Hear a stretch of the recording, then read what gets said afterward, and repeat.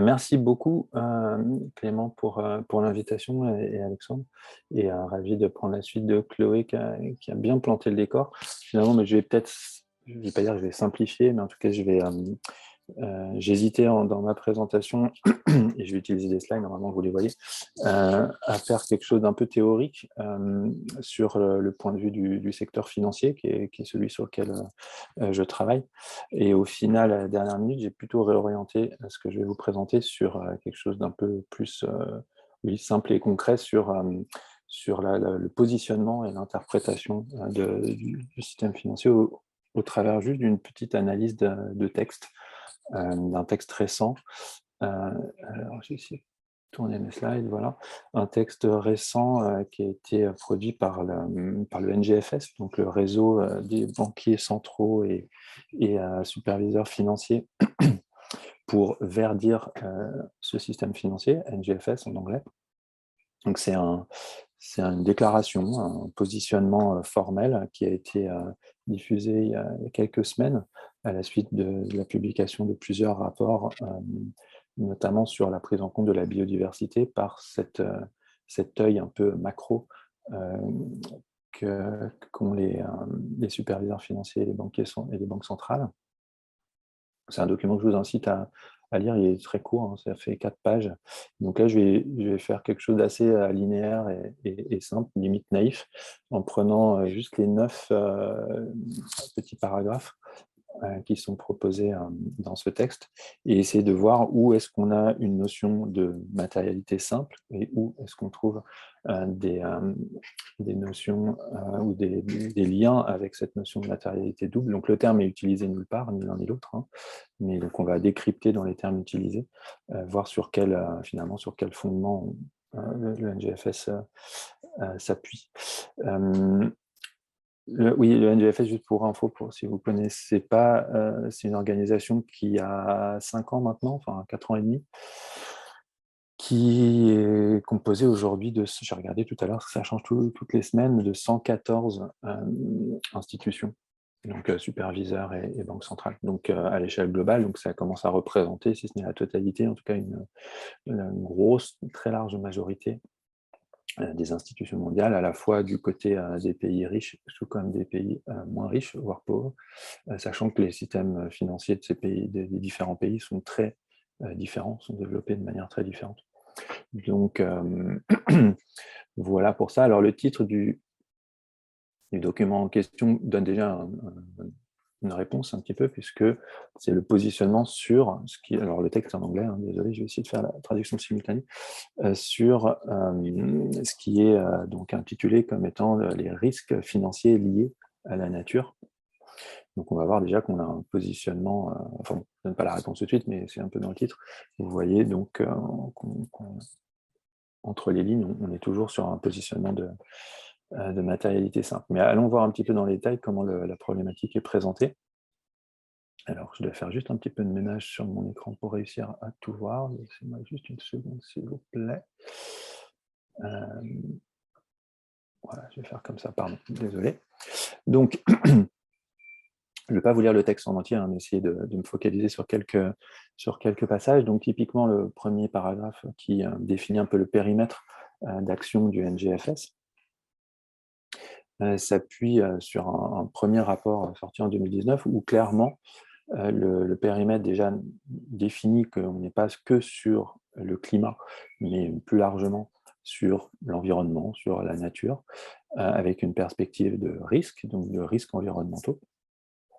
Et ce qui est assez intéressant, c'est dès cette première phrase, on voit là, ce que j'ai souligné en jaune, que ce qui va être regardé, ce sont les risques posés par l'exposition des firmes et du secteur financier en général aux activités qui posent potentiellement des problèmes de dégradation à l'environnement. Donc là, on est clairement sur la vision, c'est l'environnement qui compte.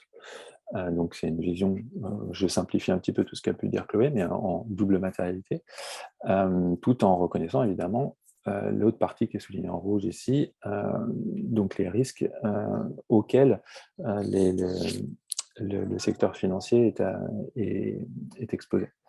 D'accord? Donc, on a là directement cette double vision, donc les activités qui posent une dégradation environnementale et le fait que ce système financier est affecté par cette dégradation environnementale elle-même. Donc là, on pose le périmètre comme étant, voilà, on a ces deux problèmes-là à gérer et c'est dans le périmètre du NGFS. Et donc, pourquoi j'ai choisi le NGFS? Évidemment, parce que c'est une sorte de chapeau pour moi. En tout cas, ça représente ce qu'il y a de plus large, de plus global pour parler du système financier, même si évidemment chaque type d'institution a des problématiques différentes.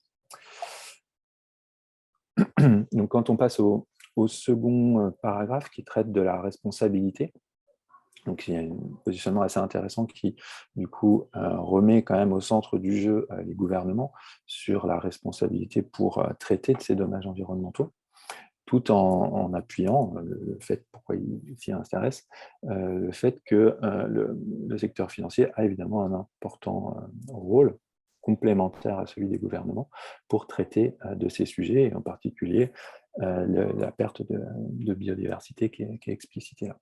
Avec une phrase très intéressante ici, là, Nature Blind Financial Flows, donc le fait que les flux financiers aveugles à la nature, donc faits sans considération de l'impact sur la nature, peuvent aggraver la dégradation de l'environnement. Et donc, on voit une responsabilité assumée sur le fait que le secteur financier a un impact sur la nature.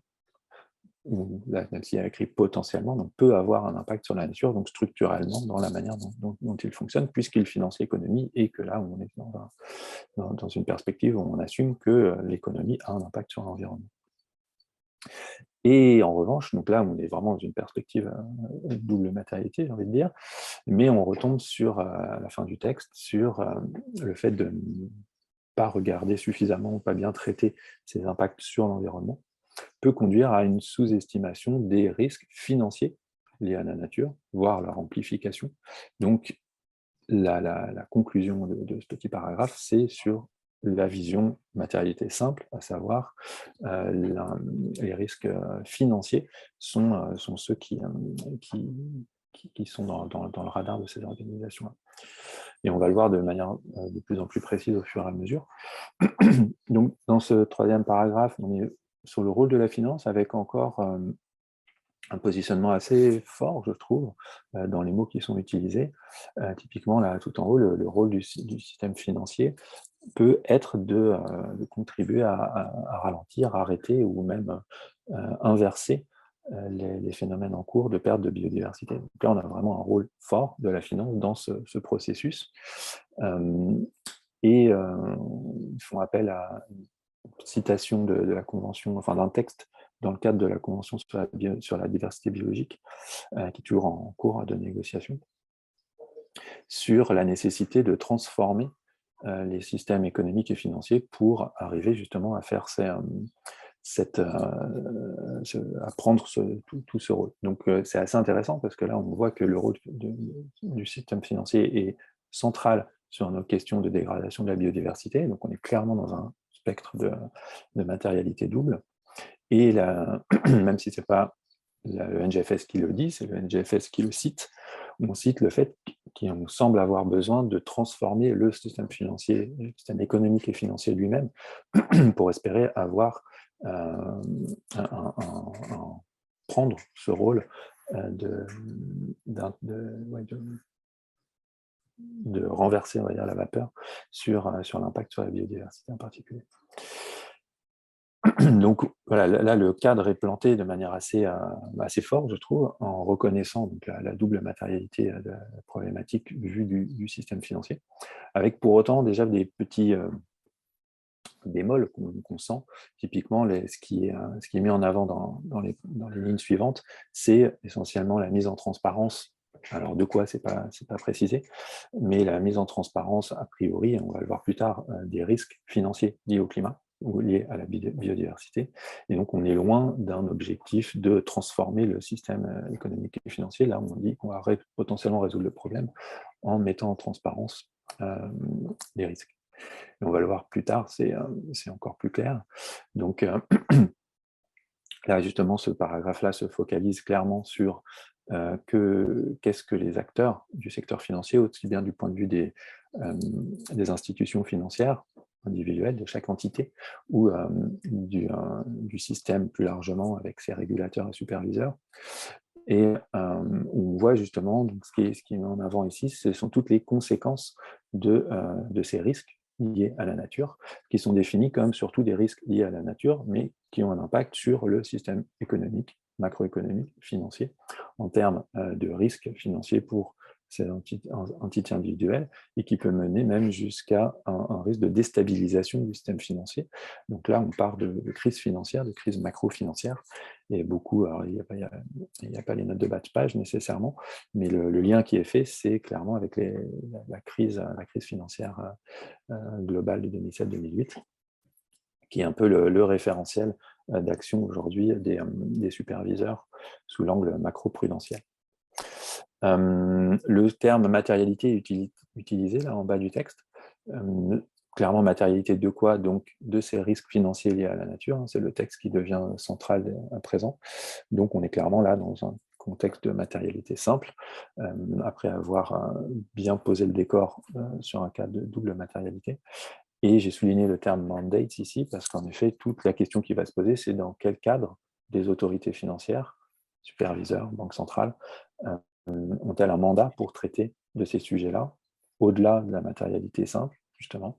Donc elles vont se réfugier assez rapidement dans un cadre de matérialité simple pour éviter d'avoir à traiter de ces questions de double matérialité avec ce qu'on évoquait juste avant.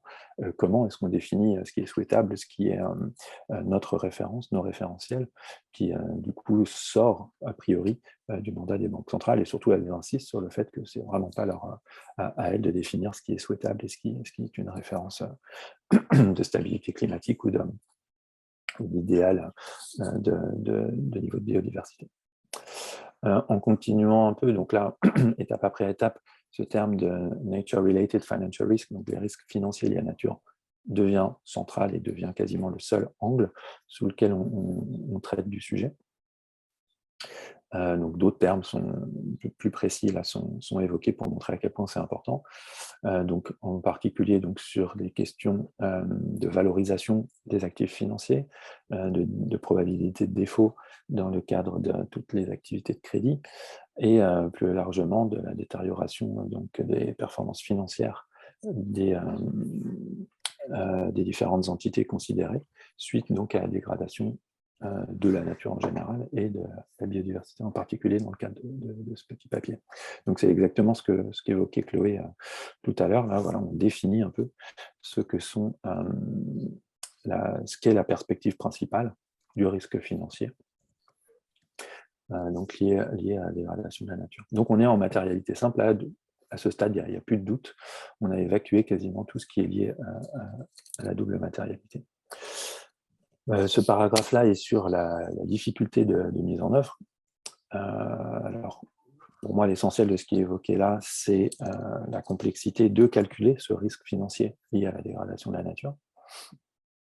Donc, on est clairement en matérialité simple, même si, quand on regarde un peu le vocabulaire, et cette difficulté de calcul, d'évaluation de la matérialité du risque, on pourrait très bien le percevoir aussi comme une matérialité double, et c'est vrai, et c'est d'autant plus compliqué d'ailleurs, comme on a évoqué tout à l'heure, d'avoir un regard en double matérialité en essayant de quantifier des choses, puisqu'on a besoin de références, de normes et d'informations scientifiques qu'on n'a pas nécessairement.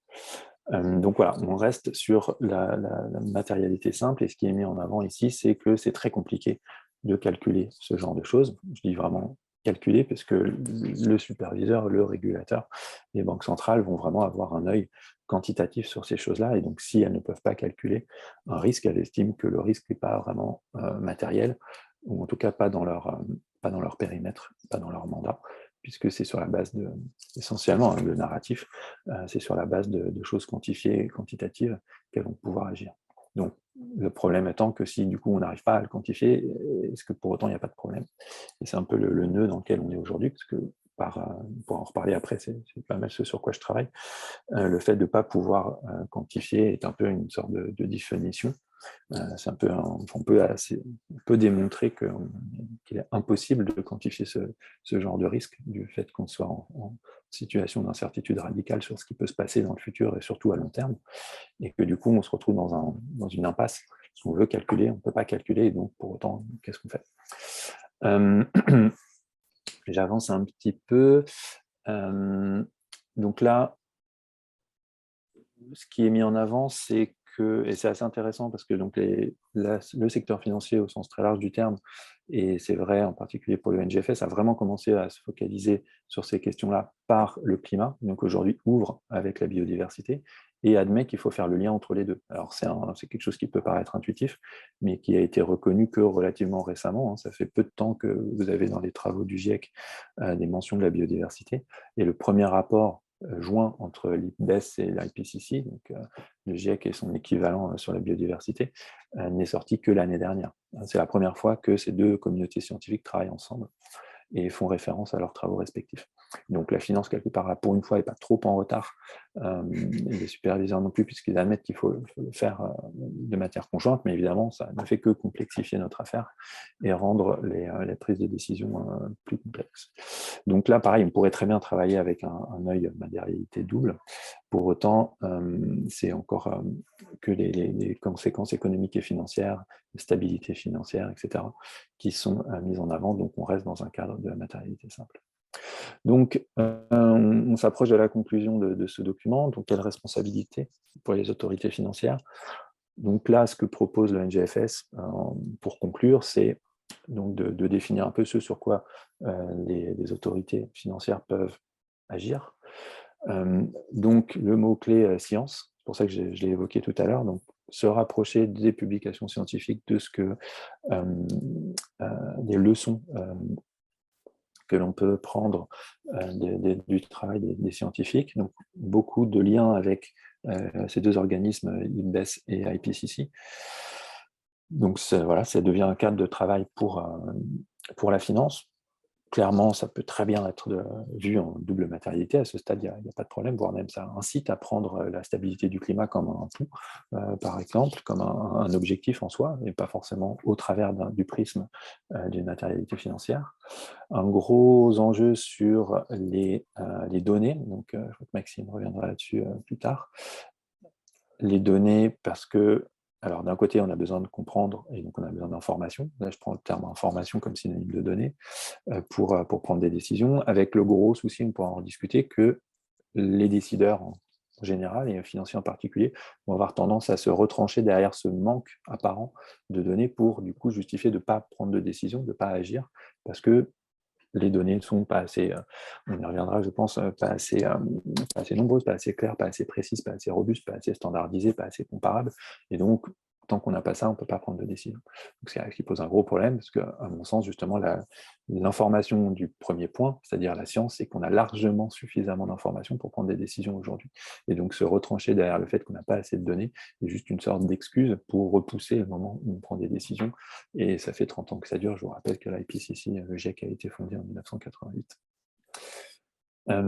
Et enfin, donc, dernier point, donc, utiliser ce cadre de réflexion pour prendre des décisions, malgré tout, pour aligner les politiques au sens large du terme. On parle de régulation, de supervision, avec ces objectifs de soutenabilité sur le climat, sur la biodiversité, mais toujours sous le spectre qui revient assez rapidement de risques financiers liés à la nature et pas donc de double matérialité. Donc là, on est voilà, dans le cadre d'action, dans le narratif principal qui justifie que ces organisations-là donc, se mobilisent sur le sujet, avec des termes qui pourraient faire référence à une double matérialité, mais qui pour autant reviennent toujours sur les notions très intuitives pour ces acteurs-là, qui sont celles de risque financier, parce qu'elles définissent leur mandat comme étant un mandat de gestion de risque financier, et non pas en caricature un petit peu, sauver la planète. Mais aujourd'hui, c'est ça les discussions qu'il y a avec les superviseurs et banques centrales, c'est du coup, mais pourquoi ce serait à nous, banquiers centraux ou superviseurs, de regarder ces choses-là? C'est avant tout au gouvernement et à l'industrie, aux règles de consommation, etc., aux normes sociales. sociétale de régler ces problèmes. Ce n'est pas nous, en queue de peloton ou en chapeau du système financier à le faire. Et du coup, c'est ce qu'on retrouve dans les recommandations que le NGFS propose en fin de document. 5 recommandations, alors je ne vais pas vous les lire toutes, mais au final, on est à chaque fois sur ces notions de risque financier, stabilité financière, prix, etc. Et donc, on est clairement dans un cadre in fine, dans ces recommandations-là, d'actions qui sont limitées à une perspective de matérialité simple. D'accord ? Donc, on ne remet pas en cause le schéma de départ qu'on avait évoqué, qui est que le système financier contribue à créer du risque, à générer du risque et des dégradations. Ok, donc le seul petit lien en conclusion qui réouvre sur la double matérialité, à mon sens, c'est dans ce point 5, là, où on voit que le système financier et les superviseurs, etc., ont un rôle à jouer pour mobiliser des nouveaux investissements, une nouvelle phase de financement de l'économie pour avoir un impact positif sur la biodiversité. Et donc, il y a une sorte de pirouette pour sortir un peu de la problématique double matérialité en disant oui, mais on peut aussi être positif. Donc, quelque part, on est dans un côté un peu... on regarde la notion d'impact ici, mais l'impact positif. L'impact négatif est un petit peu exclu. Mais malgré tout, ça rouvre un petit peu, à mon sens, malgré tout, vers une notion de double matérialité. Mais en revanche, c'est en dehors du mandat, parce que ce n'est pas nous allons le faire, c'est nous allons contribuer à aider à faire. Donc, sous-entendu, nous, en tant qu'institution et autorité financière, on reste dans notre mandat initial restreint, qui est celui du risque. Et donc, ce n'est pas à nous de faire ça, mais on va y contribuer. Voilà, et en conclusion, ce qu'elle propose au final, la seule chose un peu concrète, mais je vous rappelle que c'est une centaine d'organisations, donc avec des juridictions totalement différentes et des mandats relativement différents dans la manière dont les textes de fondation de ces organisations-là sont construits. Ce qu'ils proposent, à la hauteur de ce qu'ils peuvent faire, c'est assez limité. C'est au final, du coup, de construire, de lancer un groupe de travail une task force, qui va regarder ces questions de risque financier liés à la nature de manière transversale dans toutes leurs activités. Et donc voilà, clairement, on est dans un cadre de matérialité simple. Donc je vous propose un petit résumé que je ne vais pas vous lire, mais que vous pourrez récupérer si on partage les slides après, qui revient un petit peu sur ces différents narratifs. Donc je vais faire le résumé du résumé. C'est qu'en gros, on reconnaît que la finance pose un problème de double matérialité, ou est dans un contexte de double matérialité, a un impact sur la nature, mais pour autant, on se limite à essayer de résoudre ce problème que dans un cadre, dans une perspective de matérialité simple, où on peut se poser la question, et je serais ravi d'en discuter plus tard dans les temps d'échange que l'on a sur justement comment on résout ce problème. On voit qu'on est à la cause du problème, potentiellement, mais qu'on le résout, ou on essaye de le résoudre qu'en considérant le système financier comme exogène au problème. Donc l'exogénéité, pour le coup, c'est quelque chose d'assez important qui est reconnu, je ne l'ai pas là dans les slides, mais je vous suggère d'aller voir, notamment dans le chapitre 15 du dernier rapport du GIEC, du Working Group 3, du rapport d'évaluation qui vient de sortir, où là, l'endogénéité du système financier est clairement reconnue comme étant contributeur de la construction des risques et du problème que l'on a à gérer. Donc, je vous laisse ça en conclusion. Quoi que si je vais essayer de le lire quand même, juste pour que ce soit un petit peu plus clair. Je pense du coup en ouvrant un peu une perspective, il faut, je pense, repenser la structuration et le rôle du système financier si on admet tout ce qui vient d'être dit sur le rôle qu'il peut avoir sur l'impact négatif sur les écosystèmes, le climat, etc. Donc passer désolé c'est en anglais mais ça passe mieux je trouve, d'un cadre où on pense la régulation financière, notamment comme ayant l'objet de réparer le système financier pour qu'il soit plus efficient. Donc ça, c'est vraiment le dogme de base depuis les années 70, efficacité et efficience des marchés, pour un système financier qui soit au contraire structuré pour avoir un impact, pour avoir un dessein, pour avoir un objectif. Si on veut vraiment utiliser la puissance du système financier pour résoudre nos problèmes, il faut le structurer en fonction. ça pose un peu la question, j'aime bien ce terme, future taker versus future maker. Est-ce que le système financier prend juste ce qui va se passer et du coup optimise, ou est-ce que optimise financièrement, ou doit construire l'avenir, mais du coup, il ne doit pas être structuré de la même manière pour le faire. Ce qui implique du coup de passer d'une perspective de risk management, donc purement on prend les risques qui viennent et on les gère au mieux qu'on peut, ou est-ce qu'on essaye de les éviter, ces risques, on évite la construction du risque, et donc là on est dans une approche de précaution, ce qui revient à passer d'un calcul coût-bénéfice optimal, optimisation économique, à une vision plutôt, encore une fois, de précaution, pour éviter le pire. Je vous renvoie aux travaux de Jean-Pierre Dupuis sur le catastrophisme éclairé. Et enfin, donc, pour résumer, finalement, le fait de passer de matérialité simple à double matérialité, à mon sens, rassemble toutes ces notions en une. Voilà, je m'arrête ici, désolé, j'ai dû être un peu plus long que prévu. Je vous en renvoie à différentes publications qui s'appuient et qui argumentent de manière beaucoup plus précise sur ces différentes choses. Et je m'arrête là. Merci et désolé d'avoir été un peu plus long que prévu. Merci beaucoup, Hugues.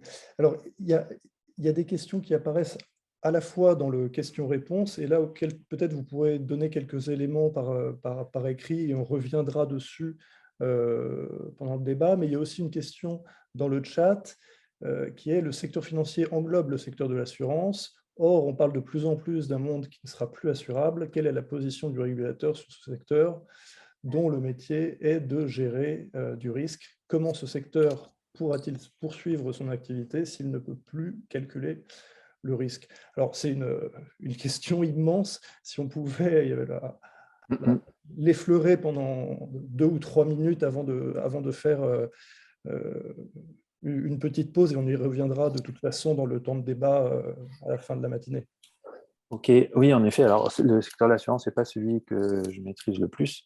En revanche, je pense que c'est un peu le même questionnement général, parce que qui a l'avantage d'être peut-être plus clair pour l'assurance, parce que le rôle de l'assurance est assez partagé. Enfin, tout le monde, enfin, je pense que c'est quelque chose d'assez consensuel, ce qui est moins le cas du financement et de l'investissement, puisque justement, est-ce qu'on finance les besoins ou est-ce qu'on finance la demande d'une certaine manière? Est-ce qu'on finance un objectif économique à long terme ou est-ce qu'on finance juste les clients qui le demandent sans se poser de questions? Donc, je pense que l'avantage de l'assurance, quelque part, c'est que c'est plus simple, d'une certaine manière. Et en plus, c'est un secteur qui naturellement regarde ce qui est, moi j'utilise le terme naturellement, mais ce qui est lié aux catastrophes naturelles en particulier. Et donc, en fait, c'est cet ADN-là qui fait que on a des réflexions qui font plus de sens, j'ai l'impression, en tout cas, qui cherchent plus à répondre aux bonnes questions. Après, la manière dont, à ma connaissance, aujourd'hui, c'est pris, ça reste relativement par un petit bout de la lorgnette. C'est-à-dire qu'il n'y a pas tellement, je pense, une vision du régulateur qui est systémique, à savoir il faut éviter la source du risque. Et l'assurabilité, c'est ça. Enfin, c'est vraiment, si c'est plus assurable, c'est pas une question de dispositif réglementaire ou de rehausser les primes, c'est qu'il y a un moment où on ne peut plus y arriver, donc il faut absolument éviter le risque. Donc, il faut éviter cette catastrophe annoncée pour se donner tort, pour dire il y a une catastrophe annoncée, mais on prouve qu'elle n'aura pas lieu puisqu'on en fait tout pour l'empêcher et au final on va y arriver. Donc ça, c'est vraiment une approche qui doit être systémique. Et du coup, l'assureur ou les assureurs et les superviseurs assureurs, à mon sens, vous me direz ce que vous en pensez, les uns et les autres qui connaissent peut-être mieux que ça que moi, va se limiter bien souvent à dire on va faire en gros une démarche de risque et donc de stress test. Et donc, qu'est-ce qui va se passer si? Et donc, ce what if, c'est vraiment la démarche du stress test. Donc, on va prendre des scénarios. Que peut-il se passer? On va imaginer des choses différentes, assez extrêmes, mais à chaque fois un peu prisonnière de la manière de faire ces choses-là, donc analyse coût-bénéfice. Donc, il faut pouvoir calculer, du coup, il faut simplifier. Et donc, on passe énormément de choses à côté. Enfin, on passe à côté d'énormément de choses fondamentales pour pouvoir le calculer et faire des choses simples. Et en fonction de ce qu'on obtient comme résultat, dire oui, en effet, c'est plus ou moins risqué. Et du coup, qu'est-ce qu'on fait? Ma compréhension du problème, c'est qu'à ce jour, ces stress tests-là ou ces approches de type stress test sont encore totalement exploratoires et simplistes, parce qu'on ne peut pas faire autrement. Et du coup, on attend des résultats de ça pour pouvoir prendre des décisions, sans dire quand est-ce qu'on va avoir des résultats suffisamment robustes pour prendre des décisions. Et au final, on est encore dans une phase purement d'exploration, essayons de construire les outils qui nous permettent alors que si on s'affranchit de ça, et c'est un peu nous, ce qu'on pousse avec pas mal de collègues, on s'affranchit du calculatoire, finance, mais purement concentrons-nous sur les résultats de la science, et là-dessus ça marche assez bien, aussi bien sur la biodiversité que sur le climat. On voit ce qu'il faut absolument éviter, et qu'on est on devrait être dans des mesures d'évitement assez drastiques, au lieu d'essayer de calculer pour voir comment on va calibrer nos outils réglementaires. Donc on passe un petit peu à côté de cette question d'assurabilité, typiquement, alors qu'en effet tout le monde l'admet. Donc il y a une sorte de contradiction assez fondamentale entre l'état des lieux qui est fait, et vous le voyez dans le texte que je vous ai montré, on voit que la finance est admise comme étant potentiellement une source du problème, et comment on va gérer le problème, juste en regardant quels sont les risques auxquels lui-même et le système financier est exposé. Donc il y a une sorte de contradiction fondamentale dans le narratif, à mon sens. Je m'arrête là, désolé, j'étais encore un peu...